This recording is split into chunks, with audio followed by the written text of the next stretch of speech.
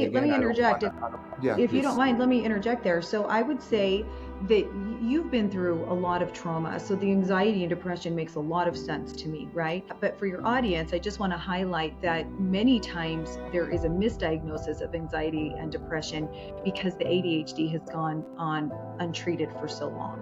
I'm not suggesting that that's true for you, but I just want to put out there that it's very common that even before ADHD medication is recommended, antidepressants and anxiety meds, and at least 50% of the time, if you treat the ADHD alone, the depression and the anxiety goes away. Because when you have untreated ADHD, you're internally comparing yourself to everyone. You're usually suffering from rejection sensitivity dysphoria, which nobody likes to be rejected. But when you have RSD, it's so much more extreme. A lot of it's perceived rejection. It can send you into a downward spiral. It can last for a week or more at a time. That's debilitating. There's a few things I want to say, if it's okay for your audience, that I think that could be helpful. There is a medication specific for ADHD, and anytime someone's being treated for ADHD and they haven't explored an alpha agonist for RSD, I'm always questioning a little bit why that is. Alpha what? It's called an alpha agonist, and most doctors who are really well versed in ADHD will automatically know to do a questionnaire or evaluate you for rejection sensitivity dysphoria, and they will put you on an alpha agonist in combination with your stimulant medication.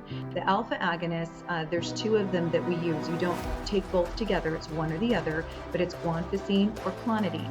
They were created as blood pressure medications. They don't work very well for blood pressure medications, but they treat RSD really well.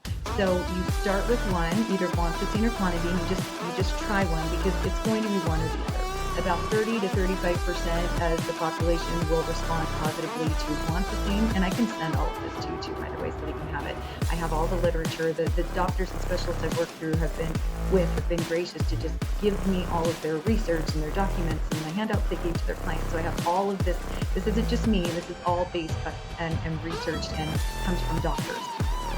Guanfacine will, about 30 to 35% of clients or the population will respond positively to guanfacine, or you can do clonidine first, it doesn't matter. But if that doesn't work for you, then you move over to the other one.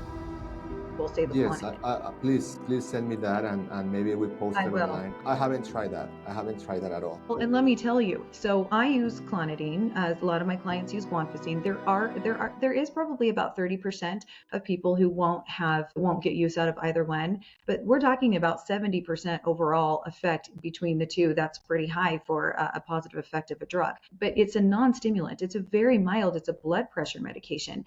And what it does is it helps to control impulses. It stops the multiple thinking, multiple thoughts at one time. It definitely helps with sleep. In fact, the clonidine has a sedative effect that lasts for 3 to 4 hours. Even though the guanfacine didn't work for me very well, I still had the best sleep of my life when I tried it, because I tried that one first. And so I take guanfacine every night, and then it really helps with the sensitivity. It's used to treat rejection sensitivity dysphoria.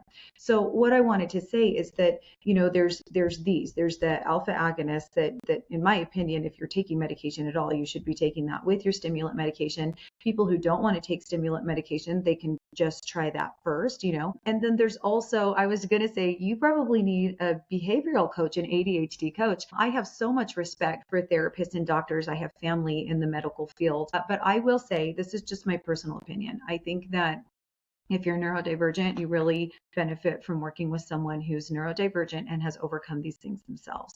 And I'll tell you, my personal experience for this is that I've now had 2 children who have attempted suicide, because it's really difficult. It doesn't matter the work that I do, your kids don't want to listen to you, and I didn't know about all of this until it was a little too late. I don't agree when I've had clients and even family members who have gone to have their children evaluated, and the doctors will say, well, it's not really causing that big of a problem right now, so let's just wait until it's causing a problem, and then, if it is, then we can deal with it then. I do not agree with that, because my experience is that by the time it's causing a problem, it's been festering and going on internally for so long that now it is a huge problem.